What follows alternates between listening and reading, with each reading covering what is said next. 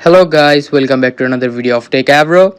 Hope you guys are having a great day. In this video, I'm going to show you how can you recover deleted emails from Gmail on iPhone. So to do that, just go to your Gmail at first. Now after going to your Gmail, I'm just selecting an email to delete, just like I'm selecting this one and clicking the top this delete option. Now here you can see in the top left there is a three dash icon, click on it. Now scroll down and here you can see there is a trash bin, click on trash. Now all you need to do is just wait for a few seconds for the trash to arrive here.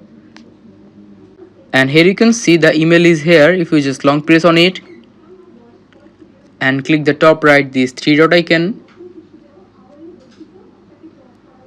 and here you can see move, the third option, click on it. Just move to anywhere you want. I'm moving to primary